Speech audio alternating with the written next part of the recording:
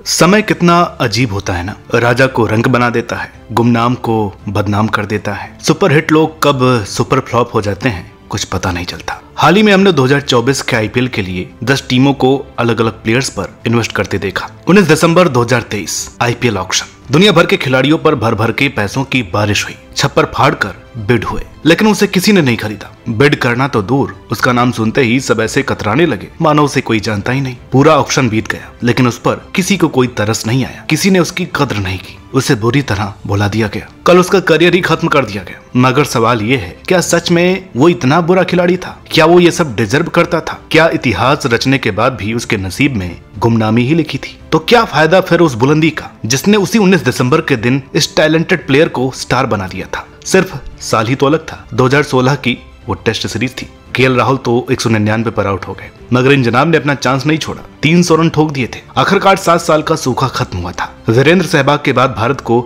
एक और शतक वीर मिला था, जिसने भारत के लिए टेस्ट क्रिकेट में 13 शतक लगा डाला था। करुण नायर, शायद भारत का सबसे बदनसीब खिलाड़ी। इतनी बड़ी अचीवमेंट के बाद कैसे और आखिर क्यों देखते ही देखते इनका करियर खत्म हो गया। सोच सोच करके कलेजा फट जाता है, लेकिन इसका कारण समझना बहुत जरूरी है। मैंने अपने कई दोस्तों के कमेंट देखे हैं, सुना है, महसूस किया है। वो दर्द, वो दुख, इनके इस अनचाहे डाउनफॉल और दुखद अंत की वो अनटोल्ड स्टोरी जानने को मन उतावला रहता है, दिल बेचैन रहता है। और जहन में अक्सर ये सवाल आता है कि ऐसा क्या गुनाह हो गया इनसे, जिनकी किस्मत इनसे ऐसे खफा हो गई कि वापसी के सारे रास्ते ही बंद हो गए। क्या ये सारी गलती इनकी थी या सिर्फ बोर्ड ने इनका करियर खत्म किया? आज हम इसी घटनाक्रम और इस डाउनफॉल को समझने की कोशिश करेंगे। करुण नायर कर्नाटक का बेहद ही टैलेंटेड खिलाड़ी, जिसके पास कमाल का टेक्निक था, सॉलिड गेम और शानदार स्ट्रोक प्ले। उनके बल्ले से जो साउंड आता था वो एक पोएट्री इन मोशन था। एक के बाद एक लाजवाब यादगार पारियां खेल डोमेस्टिक क्रिकेट का स्टार बन चुका था ये खिलाड़ी। अपने डेब्यू करते ही 2013 के रणजी सत्र में कर्नाटक को चैंपियन बनाया। 3 लगातार सेंचुरी। अगले सीजन में फाइनल में 328 रनों की विशाल पारी खेल डाली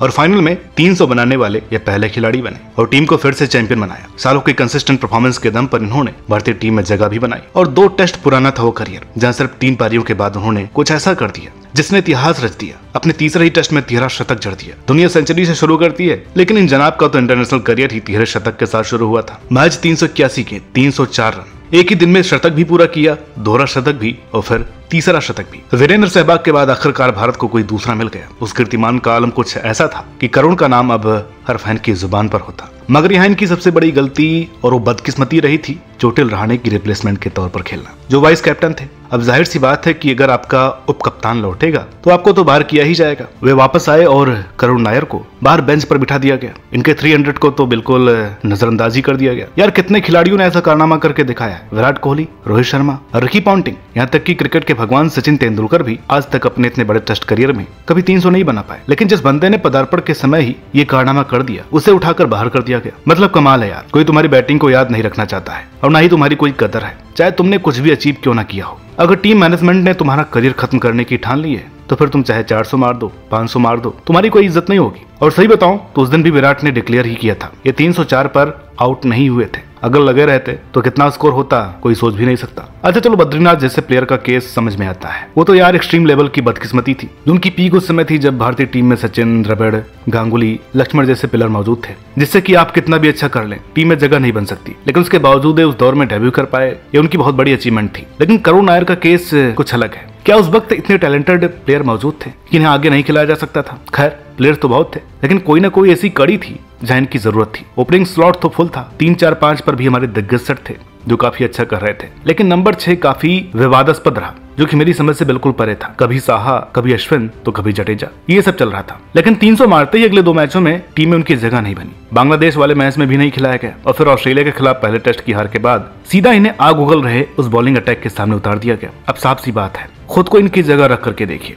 हम क्रिकेट क्यों खेलते हैं या ये सपना क्यों देखते हैं? क्योंकि अल्टीमेटली एक दिन देश के लिए खेलना ही हमारा लक्ष्य होता है। देश के लिए खेलकर जितना अच्छा करोगे, टीम से उतनी सपोर्ट मिलेगी। हमें तो यही सिखाया जाता है। लेकिन जब आप 300 रन बना दें, जो कि आपके देश से पहले सिर्फ एक ही खिलाड़ी कर पाया, तो यार छाती चौड़ी के साथ साथ उम्मीदें भी बड़ी हो जाती हैं। लोगों की आपसे आस तो होती है, लेकिन आपको भी टीम से पूरा साथ मिलने की आस होती है। अब मोटिवेशन क्या बचेगा किसी के लिए, जब इतना करके भी धोखा ही मिला, चाहकर भी क्या कर सकता है। बस यहाँ से इन्हें भी तोड़ दिया गया। ऐसे में आपसे एकदम से परफॉर्मेंस नहीं होता है। और जब अनचाहे मन से आगे 3 टेस्ट खिलाए गए तो 26, 30, 0, 5 ये 4 पारियां थी। यार एक सीरीज तो किसी की भी खराब हो सकती है। अब तेंदुलकर भी रोज 100 नहीं बनाते थे ना, फेलियर तो किसी का भी आ सकता है। क्या बाकी कोई प्लेयर फेल नहीं हुआ, अकेले यही हुए? लेकिन हाँ, निशाने पर यही थे। तो बस फिर टीम से बाहर, और ऐसा बाहर हुए कि मुड़कर कभी प्लेइंग 11 में नहीं आ पाए। 2018 तक इन्हें स्क्वाड में इन आउट चुन लिया जाता, लेकिन इसके बाद तो ये नाम हर किसी की लिस्ट से डिलीट कर दिया गया। माना थोड़ा सा फॉर्म डिप में आया, लेकिन ऐसा नहीं कि बिल्कुल ही खत्म हो गए थे। रन तो बराबर बना ही रहे थे।